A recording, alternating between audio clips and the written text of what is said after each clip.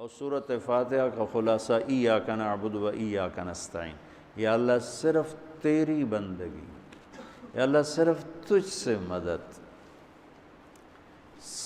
ایاک سارے طرفوں سے، وَإِذَا سَأَلْتَ فَاسْأَلِ اللَّهَ وَإِذَا اسْتَعَنْتَ فَاسْتَعِنْ بِاللَّهِ ایاک، کہ یا اللہ صرف تیری بندگی، اور یا اللہ صرف تجھی سے مانگنا، تیرے آگے جھولی بھر، دنیا بھی اسی سے مانگنی ہے اور آخرت بھی اسی سے مانگنی ہے۔ اللہ نے ہمیں دنیا پہلے سکھائی، آخرت بعد میں سکھائی۔ ربنا آتنا فی الدنیا حسنۃ وفی الآخرۃ حسنۃ وقنا عذاب النار۔ تو سارے آسمانی کتابوں کا خلاصہ یہ ایک جملہ ہے، ایاک نعبد۔ اور بندگی صرف نماز نہیں بلکہ پوری زندگی اللہ کی چاہت میں گم ہو جائے، ڈھل جائے، اور ہر ضرورت میں اللہ ہی کی طرف ہاتھ اٹھے، مخلوق کی طرف ہاتھ۔ ایک ہوتا ہے ایک دوسرے کی مدد کے لیے، بھئی اپنا ٹریکٹر دینا، یار میری ہمارے ہاں ہم نے اپنی مثال دینی، جب وہ ایک دم زمین تیار کرنے کا وقت آتا ہے تو وہ 3 ٹریکٹر بھی کافی نہیں ہوتے، تو ہم کہتے ہیں جی ذرا اپنا ٹریکٹر بھیج دینا، ایک ہی دن میں ہماری زمین ساری تیار ہو جائے۔ یہ ایک دوسرے کی امداد باہمی ہے۔ مدد جہاں انسان بے بس ہے، صرف اللہ ہی کر سکتا ہے، ان چیزوں میں اللہ کے سامنے جھولی پھیلانا، اسی کو پکارنا، اسی کے آگے ہاتھ پھیلانا اور اسی کے آگے سر جھکانا۔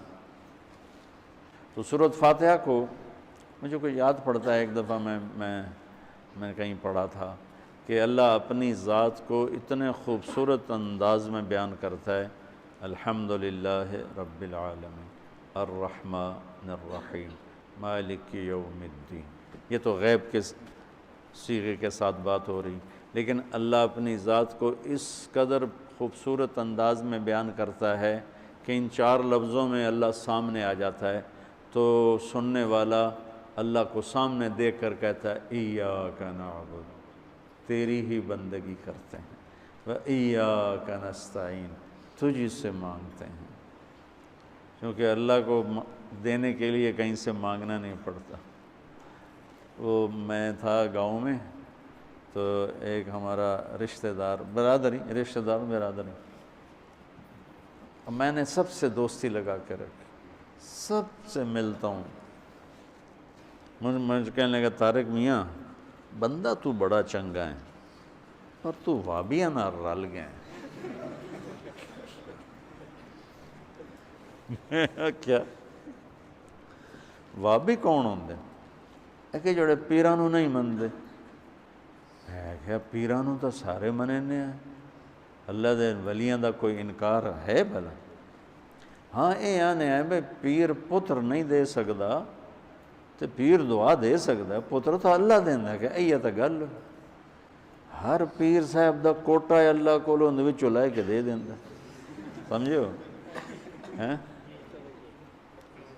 ہر پیر صاحب کا کوٹا ہے، اس کوٹے میں سے اللہ سے لے کر دے دیتا ہے۔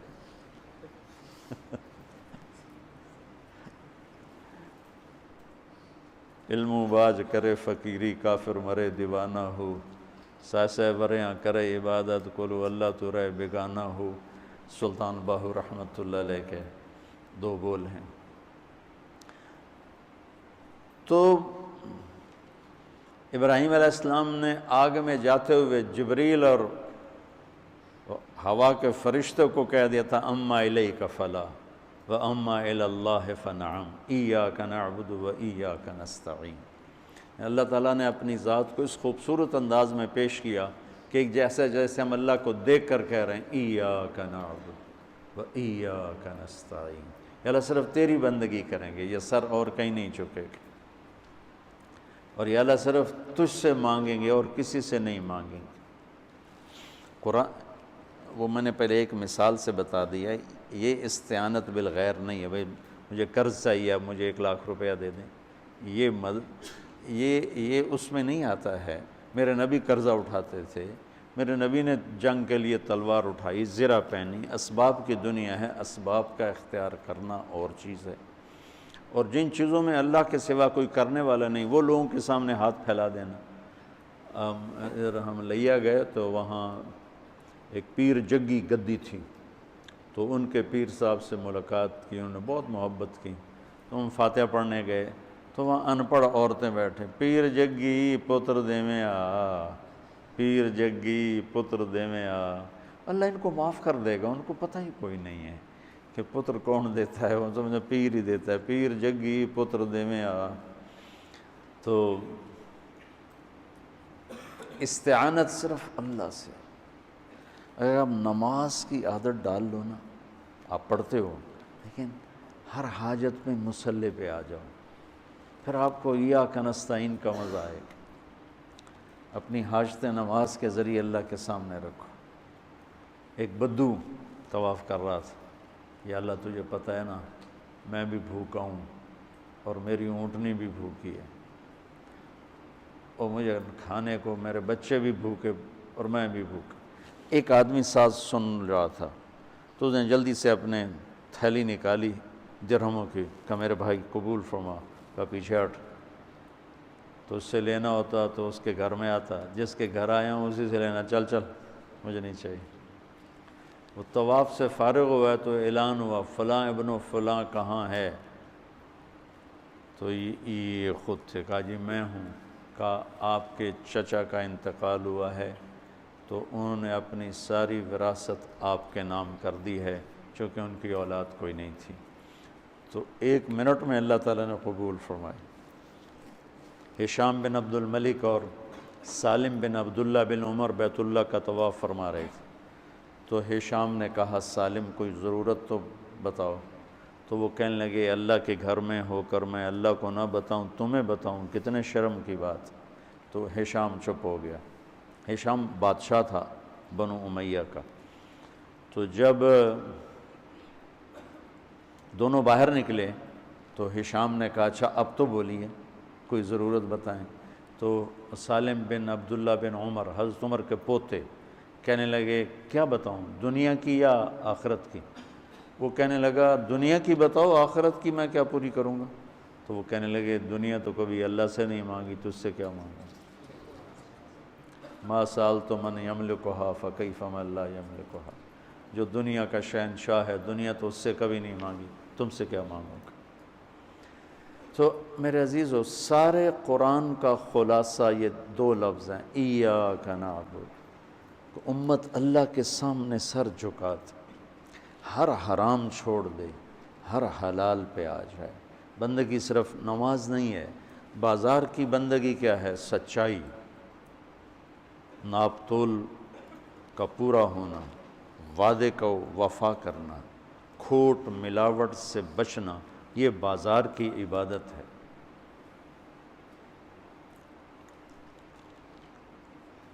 اقتدار کی عبادت کیا ہے؟ ظلم سے بچنا، اپنی طاقت سے کسی پہ ظلم نہ کرنا، انصاف کو ہاتھ سے نہ جانے دینا۔ وکالت کی، عدالت کی عبادت کیا ہے؟ ظالم کا ساتھ نہ دینا۔ سیاست کی عدالت کی عبادت کیا ہے؟ دنیاوی مفاد نہ اٹھانا، بلکہ قومی مفاد کے لیے اپنے آپ کو پیش کرنا۔ گھر کی بندگی کیا ہے؟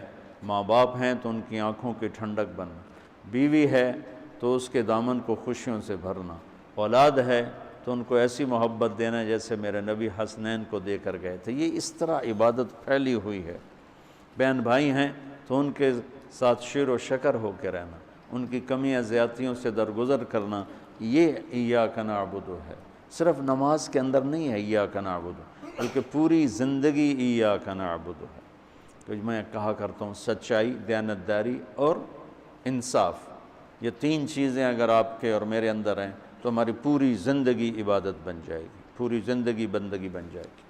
وَإِيَّاكَ نَسْتَعِينُ، جب اس کے سامنے سر جھکاؤ گے پھر ہاتھ اٹھاؤ گے تو مزہ بھی آئے گا، مانگنے کا بھی، اس کے دینے کا بھی۔ اس کو کون سا کہیں سے لینا پڑتا ہے؟ جو وہ نباتہ بن یزید نخی رحمۃ اللہ علیہ تابعین میں سے ہیں، اللہ کے راستے میں جا رہے تھے، گدھا مر گیا تو نیچے اتر کے 2 نفل پڑھ کے کہنے لگے یا اللہ تو بے نیاز ہے، تجھے تو کسی چیز کی ضرورت نہیں، اور میں تو مسافر ہوں، مجھے اس کی ضرورت ہے، اسے زندہ کر۔ اور ایک چھڑی ماری، قم باذن اللہ، گدھا اچھل کے کھڑا ہو گیا۔ اور امام شافعی نہیں شعبی فرماتے ہیں کہ میں نے اس گدھے کو دمشق کے بازار میں فروخت ہوتے دیکھا، اور وہ نباتا پہلے فوت ہوئے، کھوتا بعد وچ مریا، ایسی دعا قبول ہوئی۔ تو انشاءاللہ تھوڑا تھوڑا اس کو لاتے رہیں گے، آج بس اتنا ہی کافی ہے۔